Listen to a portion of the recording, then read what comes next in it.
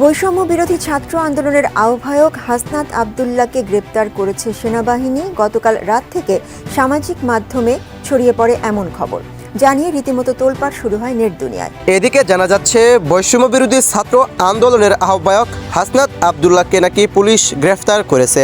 আর এদিকে এক ব্যক্তি বলছেন, আমরা পুলিশকে 1 ঘন্টা সময় দিচ্ছি, 1 ঘন্টার মধ্যে আসামিদেরকে গ্রেফতার করতে হবে। এই আওয়ামী লীগের বেতাররা নতুন নতুন সংগঠন তৈরি করছে।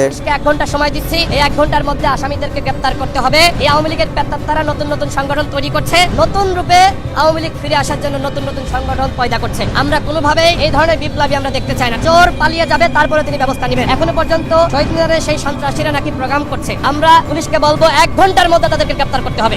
আর এইদিকে দেশের এক নাগরিক বলছেন, বর্তমানে যারা সমন্বয়ক বা উপদেষ্টা আছে, আমার মনে হয় এরা একটু বেশি স্মার্ট আর ভিআইপি। বিগত সরকারের সময় যেসব নেতারা দেশ শাসন করেছেন, তারা মনে হয় এদের মতো ভিআইপি হতে পারে নাই। এই সমন্বয়করা বাংলাদেশকে বিদেশের মতো চালাতে চায়। বিদেশের মতো চালাতে গিয়ে দেখা যাচ্ছে বাংলাদেশের মানুষ ভাতই পাচ্ছে না। বর্তমানে যারা সমন্বয়ক আছে বা উপদেষ্টা আছে, আমার মনে হয় এরা একটু বেশি স্মার্ট আর ভিআইপি।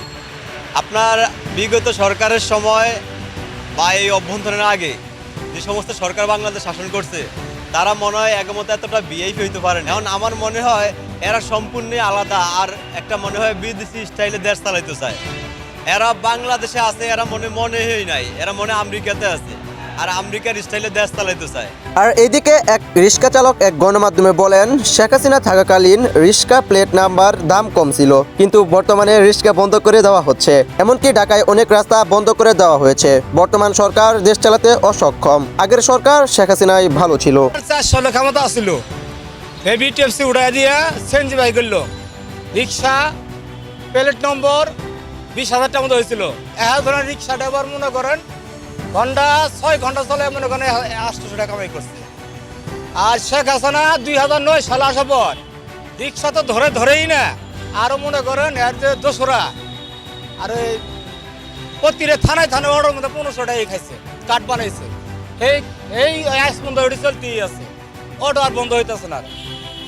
আর আমার মনে হয় অটো বন্ধ হবে কিনা তা মনে হয় আশা করে। হলে অটো বন্ধ করুক, না পায় রিক্সা নামা দিক, হলে পায় রিক্সা উড়া দিক, না অটোই চলাই, আমরা অটোই চলাম। শেখ হাসিনা থাকাকালীন সমস্ত জিনিসপত্রের দাম কম ছিল।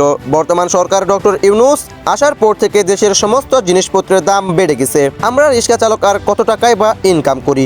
আমাদের পক্ষে এ সমস্ত জিনিসপত্র কেনা সম্ভব হয়ে উঠছে না। চাল থেকে শুরু করে সমস্ত নিত্যপণ্যের দাম ব্যাপক হারে বেড়ে গেছে। আমার বিনীত অনুরোধ ডক্টর ইউনূস এর কাছে, তিনি যেন সমস্ত জিনিসপত্রের দাম কমিয়ে দেয়। জীবন মানে একবারে পাঙ্খা। আমার ভাই অনিশ্চিতকালে যে ডক্টর নিউজ ভাই আইছে, ছাত্ররা আন্দোলন শেখ হাসিনা পাঠাইছে, ভারতে দিল্লিতে বই রয়েছে।